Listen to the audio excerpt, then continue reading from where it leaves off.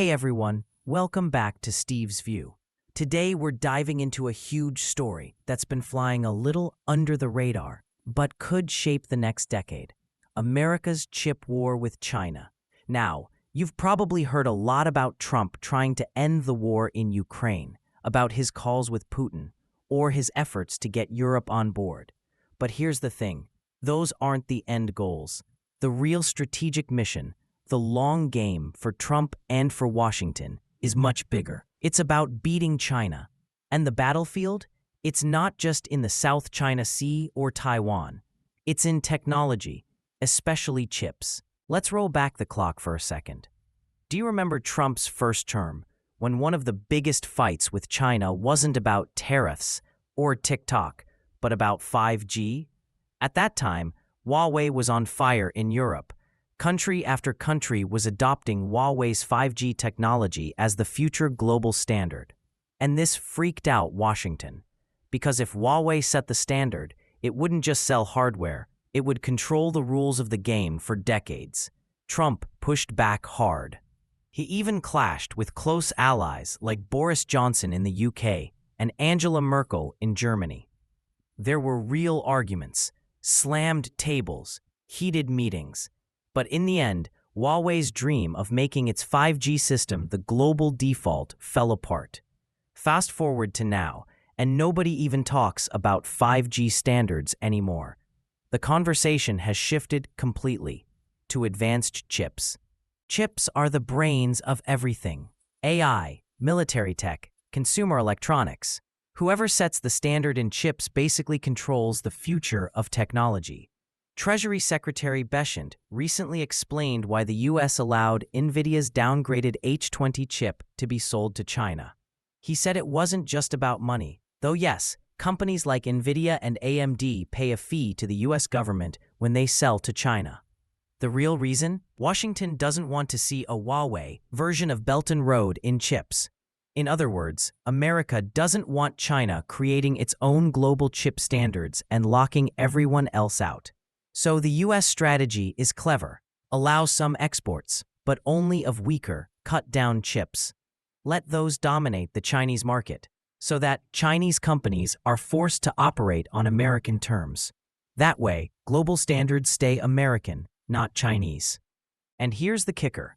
Even Chinese state media has admitted that the H20 chip poses a national security risk, not for the US, but for China. That's how boxed in they feel. Now, let's talk about Intel. For decades, Intel was the pride of American chips. But in recent years, honestly, it's been a mess. While TSMC in Taiwan and even Samsung in South Korea kept pushing ahead, Intel fell behind. Bad decisions, delays, falling stock prices. A lot of analysts say Intel simply can't compete with TSMC anymore. And yet Treasury Secretary Bessent insists Intel has one big advantage. It designs and manufactures chips under one roof. Most other companies do only one or the other. Now, is that really an advantage? Personally, I'm not sure. Sometimes trying to do both means you're not great at either. That's one reason TSMC became so dominant. They focused purely on manufacturing and became the best in the world. But Washington doesn't want Intel to collapse. In fact, there's talk of the US government investing directly in Intel, maybe even taking up to a 10% stake. Officially, that's about stability. Unofficially, it's about making sure America has its own chip giant on home soil. And here's where it gets interesting. There have been rumors that the US is pressuring TSMC to invest in Intel. Think about that. If Taiwan's crown jewel were forced to prop up America's fallen champion, it would tie TSMC even tighter to Washington. Let's shift to Taiwan for a second. In Taiwan, people often call TSMC their sacred mountain that protects the nation.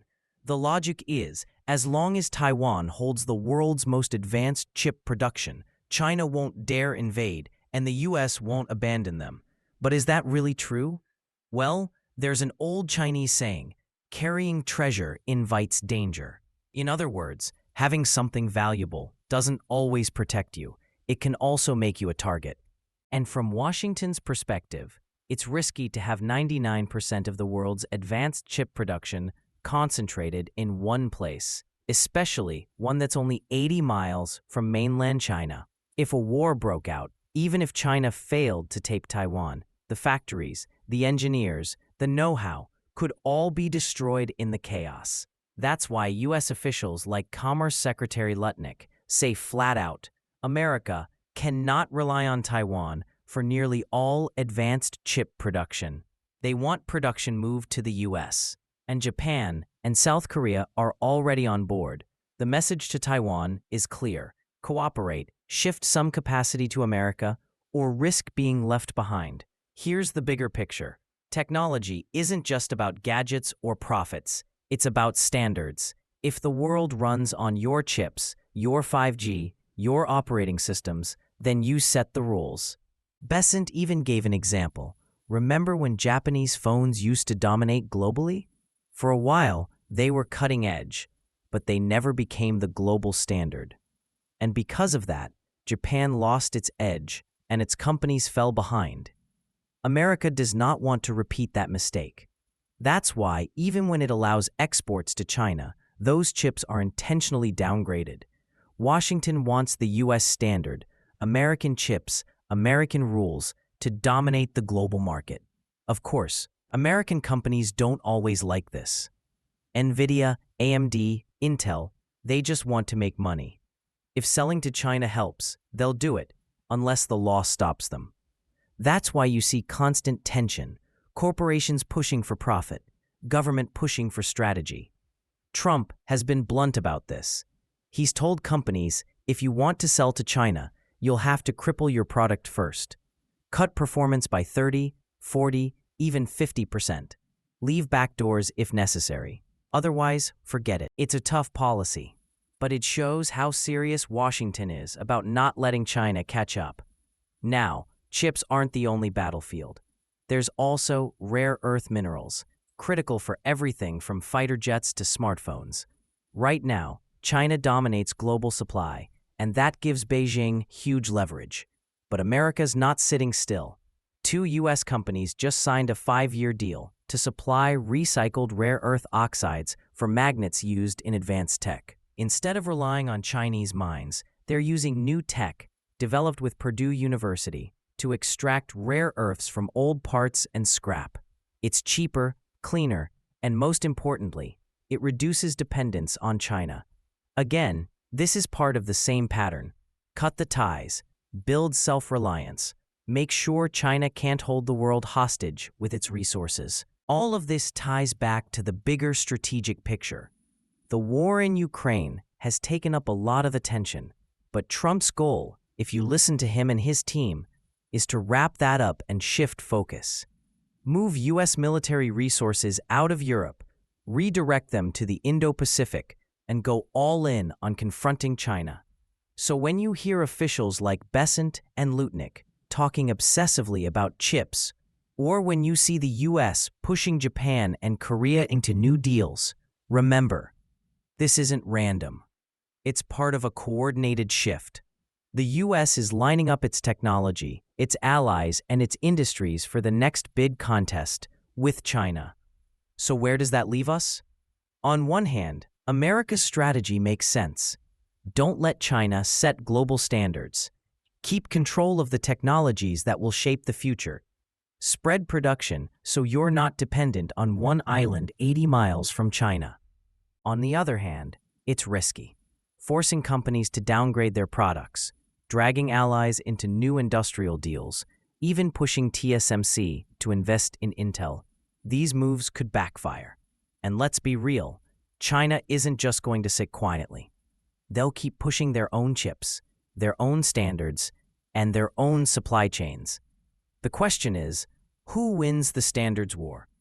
Does America succeed in keeping the world on U.S. technology, or does China, slowly but surely, carve out its own system and bring much of the global South along with it? That's the battle to watch in the years ahead.